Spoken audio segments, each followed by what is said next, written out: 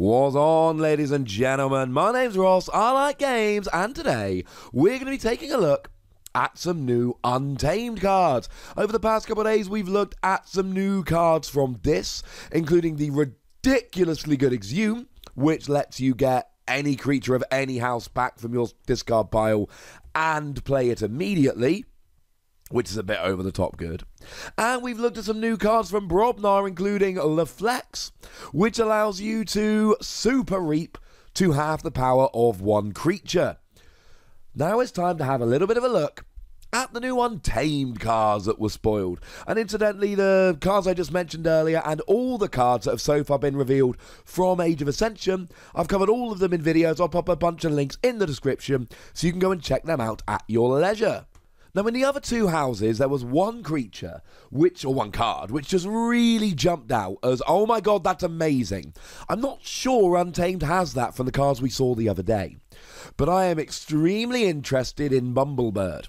Firstly, in terms of design, and look, whoever is designing these creatures in Untamed, I love them and I would love to give them a big hug. Because in Wave 1, we saw Ancient Bear, who's pretty cool.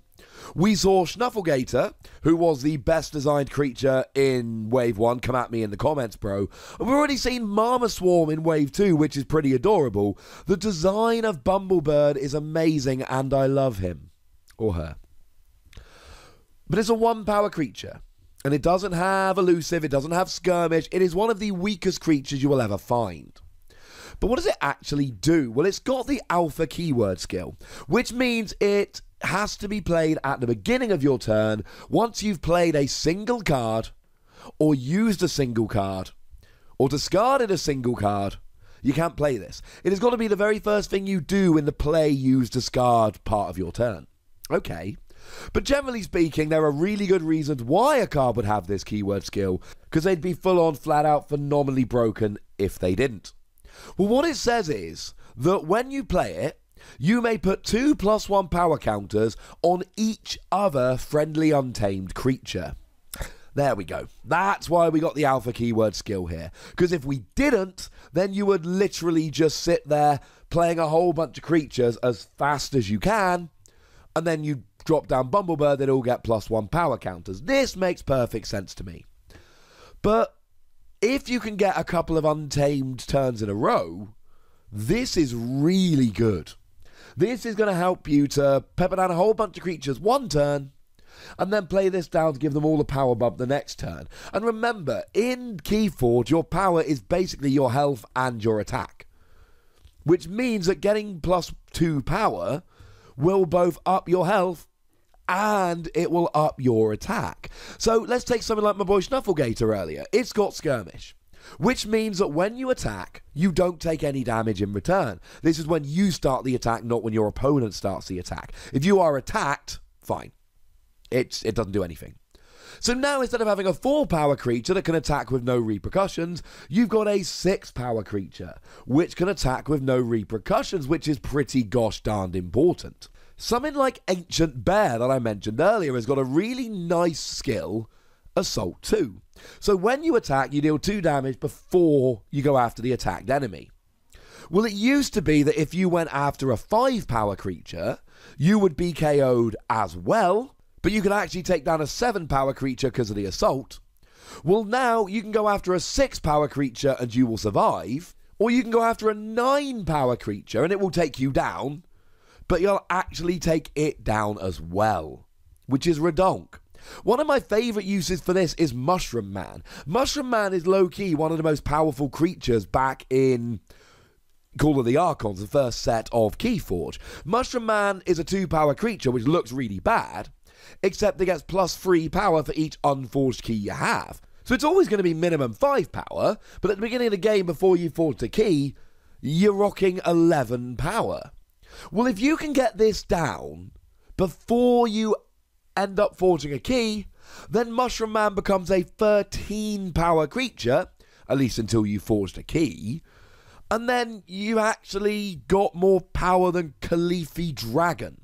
And this is the kind of thing that Bumblebird does. Look, there are scenarios where Bumblebird is useless. There are scenarios where you put down a whole bunch of Untamed creatures and your opponent plays something like a gateway to this. and all your creatures go away, and Bumblebird is pointless. There are decks where you have 3 untamed creatures and one of them is Bumblebird, so best case scenario you're boosting 2 of them, but even that's fairly unlikely. This is going to happen. But there are going to be other decks where you've got 8 or 9 untamed creatures, you get a whole bunch of them out, drop Bumblebird, and your opponent doesn't know how to deal with that. Creatures in any game, Keyforge as well, are balanced. They are given a certain power level because that is what is balanced. Up in the power too much makes them too good, and you know the designers think about this. There is a reason that Ancient Bear is a 5 power and Snufflegator is a 4 power. So what happens when you put +2 power onto each of these creatures? They become quite literally unbalanced. And I just quickly need to mention Exhume here. I love Exhume with this. It's another great example of how great that card can be. That allows you to choose a creature in your discard pile and play it as if it belonged to the active house and was in your hand. So what you can actually do is have an Untamed turn where you pop down a bunch of creatures, but you discard Bumblebird from your hand, and then the next turn you go you play Exhume, you play Bumblebird, and okay, Bumblebird only boosts your untamed creatures, but you all of a sudden boost them all, and the best thing about this is you don't have to go Untamed 2 turns in a row. You might want to, but Exhume means that you don't have to. The other card that was revealed this past week on the livestream was Niffle Grounds. It is an artifact, which gives you an Ember bonus, and the whole Niffle thing should interest you. We'll get to that in a moment. But the action reads, choose a creature. For the remainder of the turn, that creature loses Taunt and Elusive. You basically get to get rid of Taunt and Elusive. Taunt says that that creature has to be attacked rather than its neighbours. You can't attack their neighbours unless they also have Taunt. Champion Anafiel was a fairly commonly played creature in Wave 1 that you saw with Taunt.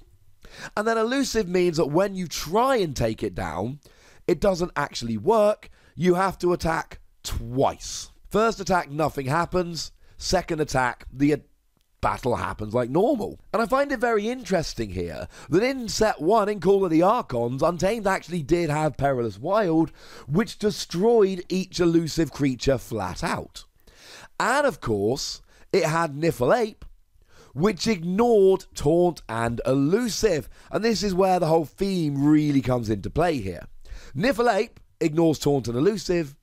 Niffle Grounds allows you to choose any creature to get rid of Taunt and Elusive. Basically turn it into an honorary Niffle Ape, just for this turn. We also had Niffle Queen, which gave +1 power to each friendly beast, and +1 power to each friendly Niffle creature, except it was actually +2 power because they'd get the +1 for the Niffle and the +1 for being a friendly beast. Cool. That was a lot of fun. And the Niffle creatures are getting a little bit stronger. And essentially, this just lets you take out creatures you shouldn't be able to take out. I mean, we especially saw in Wave 1, there are an awful lot of really good Shadows creatures that have Elusive.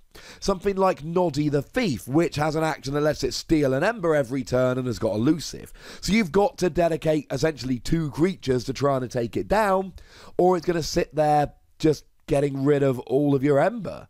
And that's not much fun. Something like Carlo Phantom, which had Elusive, and every time you played an artifact, it would steal an Ember. Something like Fagin, which keeps getting your urchins back, which keeps stealing your Ember. You see where I'm going with this? You can take down those creatures. Now, Niffle Grounds is a weird card because there are going to be games you play. If you play enough games with a deck with this card in, you are going to play a whole bunch of games against people where none of their creatures have Elusive. They never put a creature down that's got Elusive. And that's okay. That's not a huge problem. You still get the Ember bonus, and it's still there for if you need it. I see this very much like I see Niffle Ape. It's not flat out phenomenal going to win you every game, but it is good enough and useful enough that there are going to be games where you take down a creature you really need to take down that you wouldn't be able to take down if it wasn't for this. So I like it. I don't love Niffle Grounds, but I like it very much indeed. Bumblebird, again, both of these cards are quite situational. Bumblebird I do love, but I also fully understand there will be games where it does very little. So they are the two new cards that were revealed from Untamed on the live stream this past week, and I would very much like to know what you think about them, so please do let me know in the comment section. Go nuts, but please do remember the rule, ladies and gentlemen. Be nice, would you? And then make sure you like this video, subscribe to this channel, and follow me on Twitter @TheWossy, where we talk about games like Keyforge. But by far the most important thing, as always, look after yourselves till next time. Thank you very much for watching. My name's Ross, and you've been watching Wossy Plays.